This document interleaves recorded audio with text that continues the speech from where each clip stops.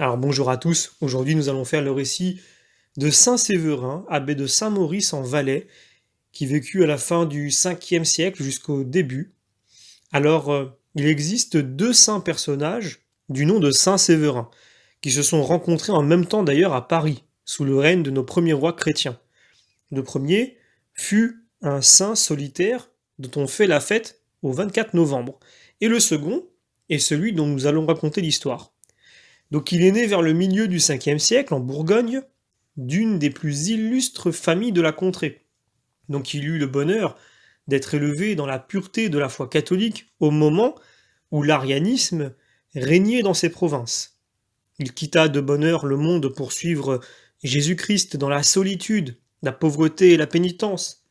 Il embrassa l'état religieux dans le monastère d'Agone au diocèse de Sion en Valais, où Sigismond, roi de Bourgogne, bâtit quelque temps après la célèbre abbaye de Saint-Maurice. Saint-Vérin se rendit en peu de temps, si remarquable par des jeûnes et des abstinences extraordinaires, par des prières continuelles et surtout par une charité ardente, qu'il fut élu abbé de cette communauté, espèce de paroisse où hommes et femmes vivaient dans des cellules séparées, portant le joug du célibat librement et sans vœu solennel. Il les gouverna avec la plus grande sagesse, étant moins le premier par le commandement que par l'exemple, car il marchait toujours avant tous dans le chemin du ciel. Comme Dieu l'avait favorisé du don des miracles, il opéra grand nombre de guérisons surnaturelles qui firent bientôt voler sa renommée jusqu'aux provinces les plus éloignées, particulièrement à la cour de Clovis, roi de France. Ce prince, depuis quelque temps, souffrait d'une fièvre qui le consumait sans que toute la médecine y pût apporter ni remède ni même aucun soulagement. Averti par Tranquillin, un de ses médecins, que cette maladie était incurable par les remèdes humains, instruit du reste par la renommée des miracles qu'opérait Séverin, le grand abbé de Saint-Maurice et des guérisons qu'il avait déjà opérées, il envoya vers lui pour le prier de le venir voir. Saint Séverin ne put résister à ce désir du roi, surtout parce que, depuis peu de jours, Dieu lui avait fait connaître par révélation qu'il le voulait bien retirer de ce monde et qu'il mourrait dans un autre pays que le sien.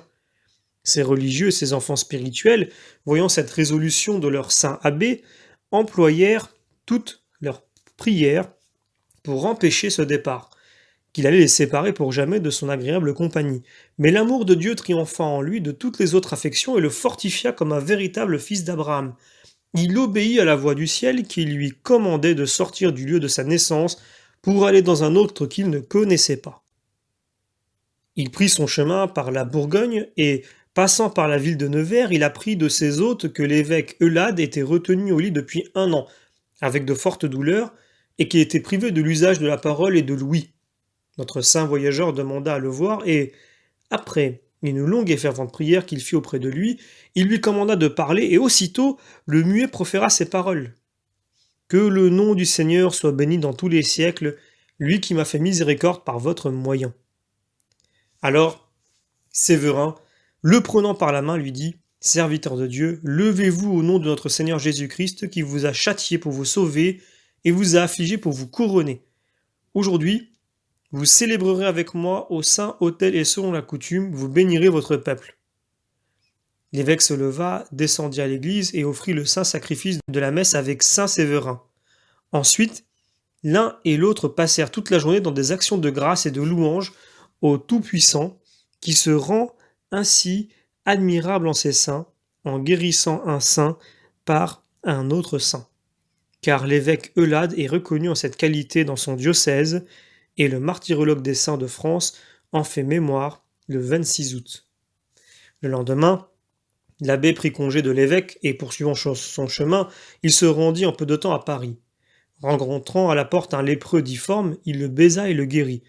Tout le monde se répandit aussitôt aux acclamations et aux louanges, ce qui obligea le serviteur de Dieu de se retirer à l'église pour y faire sa prière.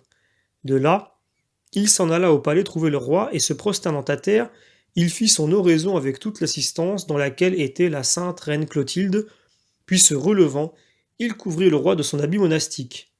Alors même, la fièvre cessa, et le roi se leva pour rendre grâce à Dieu du bienfait qu'il avait reçu par son serviteur Séverin. Toute la cour retentit de joie, et le roi ordonna une procession générale afin de remercier Dieu de la grâce qu'il venait de recevoir. À l'instance du saint abbé, il mit en liberté tous les prisonniers de la ville. Ce fut l'unique récompense qu'agréa le saint pour les bons offices qu'il avait rendus à ce prince.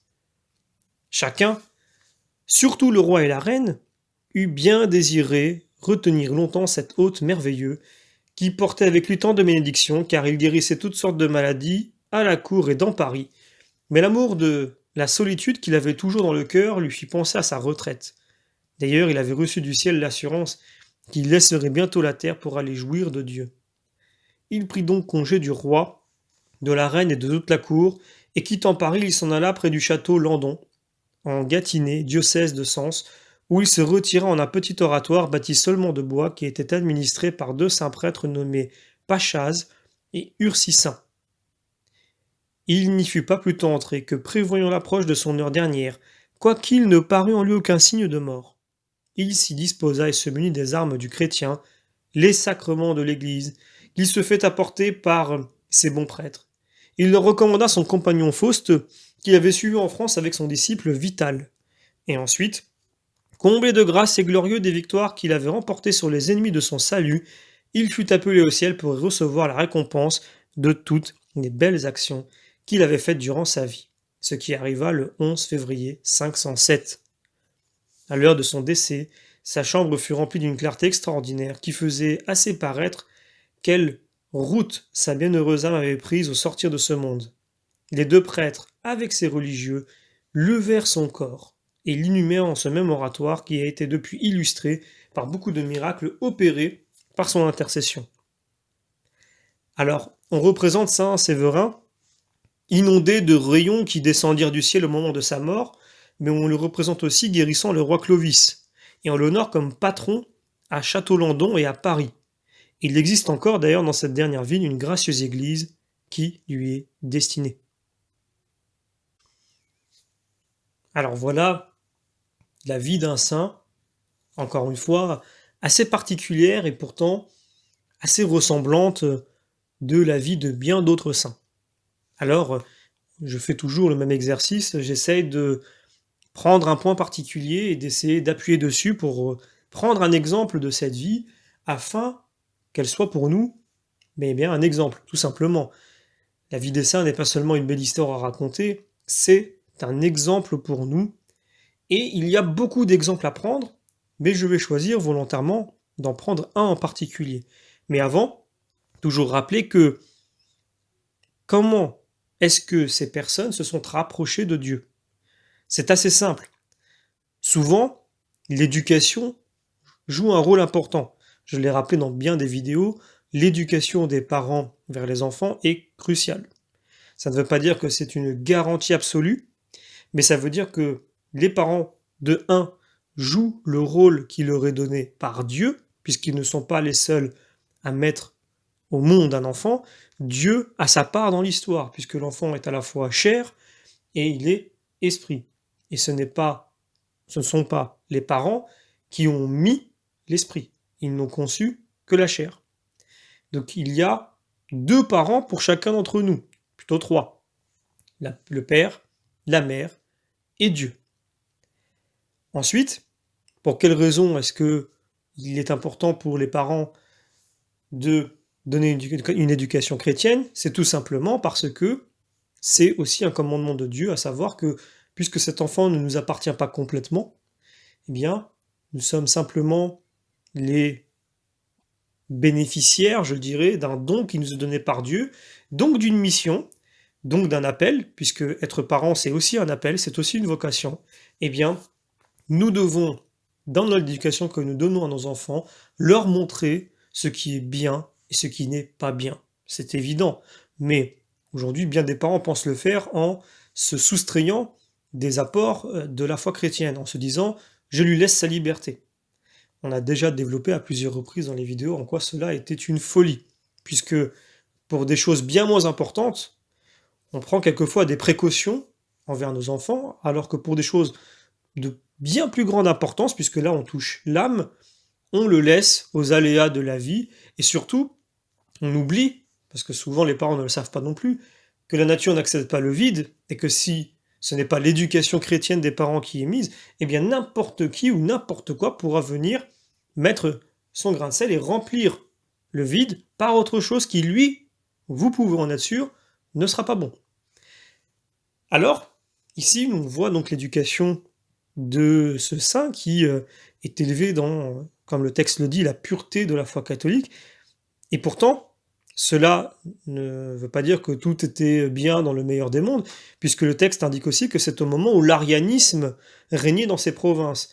Donc de la même des façons que les hérésies et les paganismes nous entourent, surtout dans le monde occidental, eh bien, ce n'est pas une excuse pour dire «Ah bah regardez dans quel monde on vit aussi, c'est pas facile». Mais dans bien des situations et dans bien des époques, ça n'a pas été plus facile. Donc, ce n'est pas une excuse, puisque nous avons effectivement le secours de Dieu dans ces situations-là, et donc il faut aussi pouvoir compter dessus, parce que de toute façon, quelle que soit la situation, sans Dieu, nous ne pouvons rien faire. Mais sans nos actes, sans notre volonté de nous porter vers le bien, eh bien, comment allons-nous réussir à laisser, du coup, Dieu agir en nous et donc agir de son côté?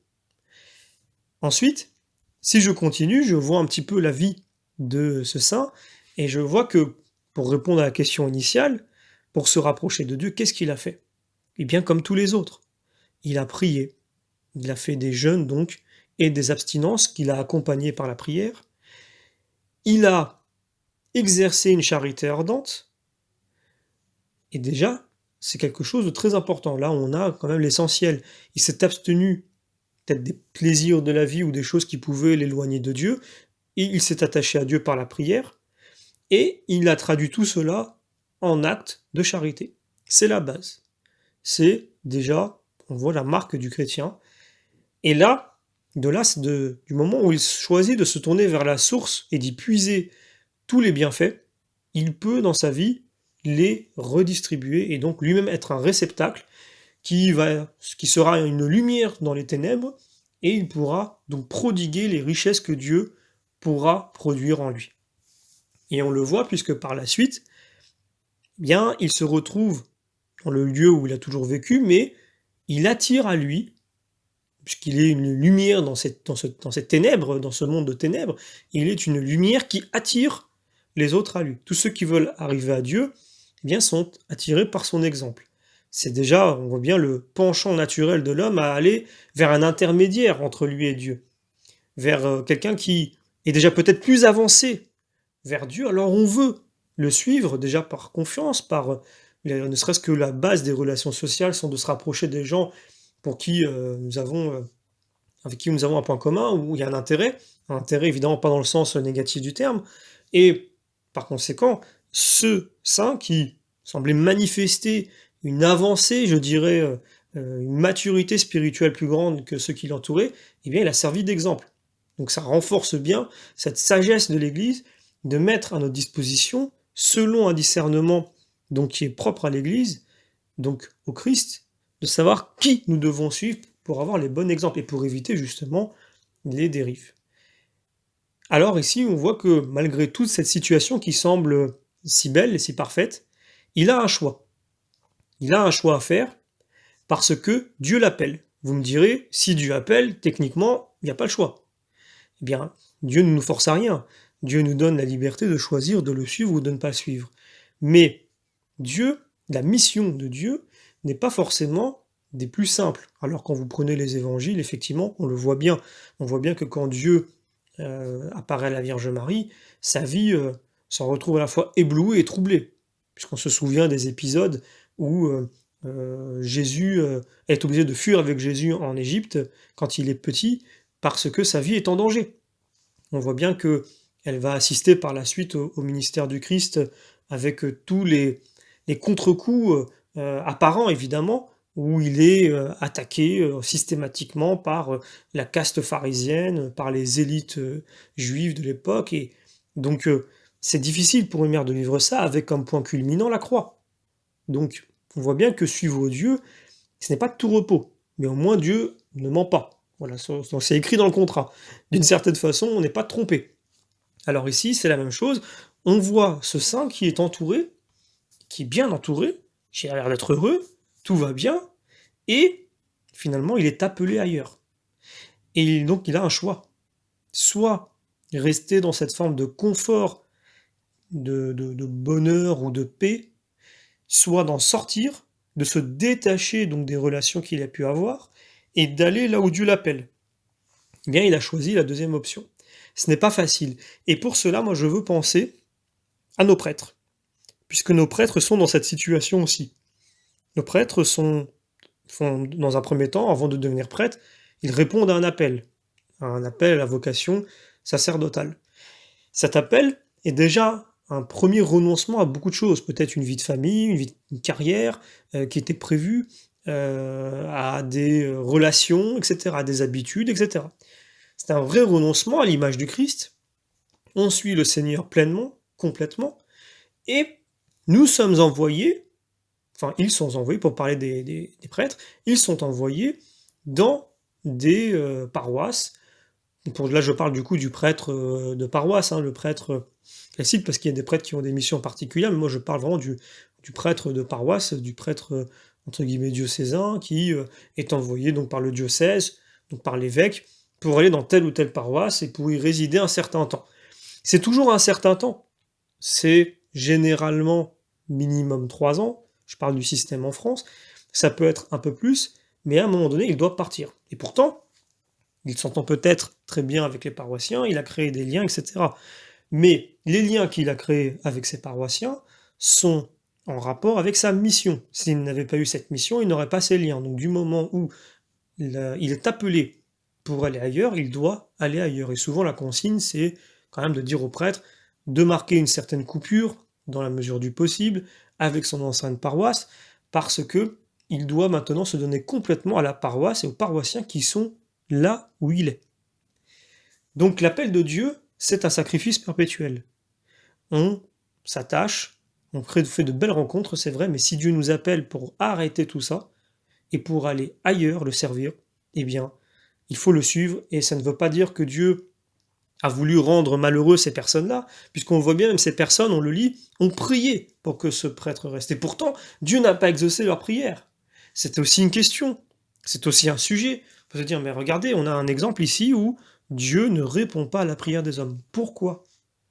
Eh bien, souvent la question, et on a la réponse à cette question en disant, bah Dieu fait ce qui est bon pour nous. Effectivement, si Dieu exauce nos prières, c'est que peut-être c'était une bonne chose pour nous, s'il ne l'exauce pas aussi. Et là, c'est peut-être moins évident parce que finalement, il y a d'autres paramètres à prendre en ligne de compte, à savoir ce prêtre-là qui lui aussi, peut-être, avait voulu au départ rester, puis le texte nous dit, n'a pas pu résister, donc Saint Séverin n'a pas pu résister à ce désir du roi, surtout parce que depuis peu de jours, Dieu lui avait fait connaître par révélation qu'il voulait le retirer de ce monde et qu'il mourrait dans un autre pays que le sien. Donc Dieu lui donne des indications et l'aide dans son chemin. Voilà un petit peu le point sur lequel je voulais m'attarder aujourd'hui dans ce récit, la vie de ce saint. Voilà, il ne faut pas avoir peur, quand on suit Dieu, de laisser tomber certaines choses, laisser tomber des relations, laisser tomber des habitudes, des lieux, puisqu'on le voit dès le départ, on le voyait déjà avec Abraham, qui avait été appelé à sortir de son pays. Bien, suivre Dieu, c'est renoncer à des choses de façon temporaire. Moi, je discutais une fois avec un prêtre qui me disait, effectivement, je n'ai pas le temps que je souhaiterais vous accorder ici, dans cette vie, parce que, effectivement, je voudrais vous considérer vraiment comme des amis avec qui je pourrais garder des relations telles que je le voudrais après mon départ.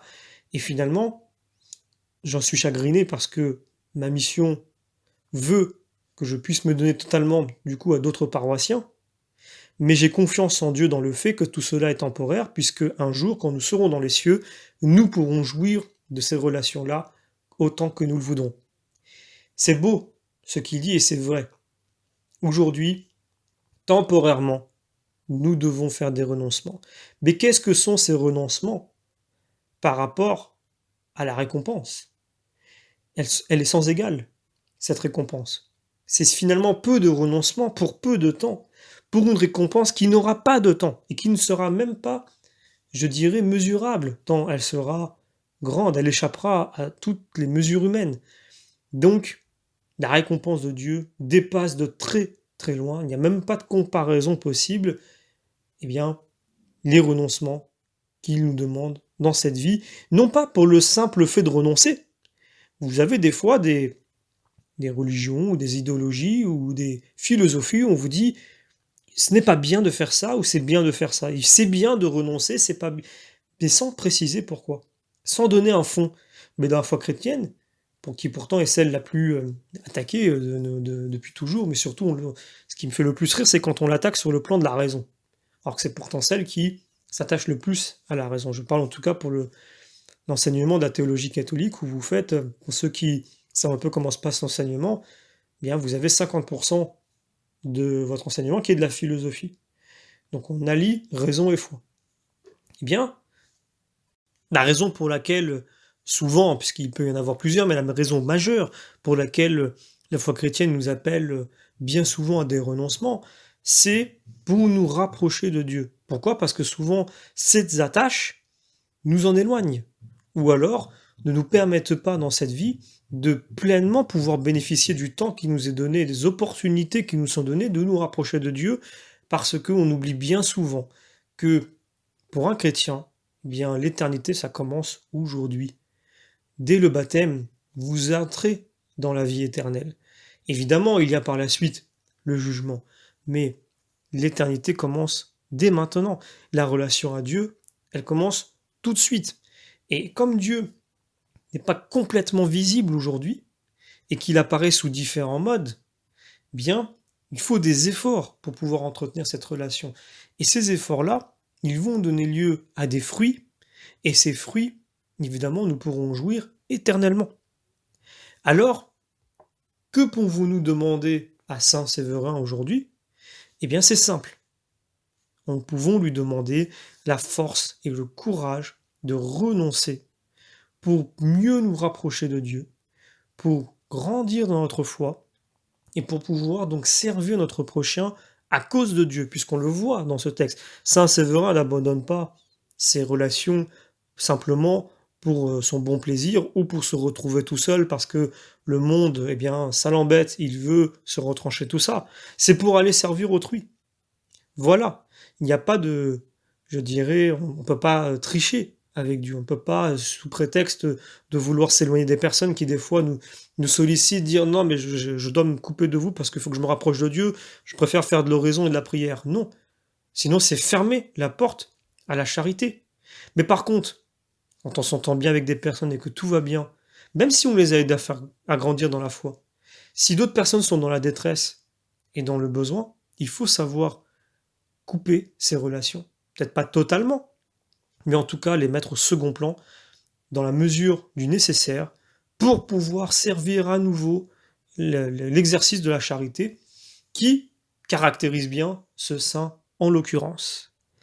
Alors voilà, c'est ce que nous allons demander aujourd'hui à Saint Séverin. Saint Séverin, priez pour nous.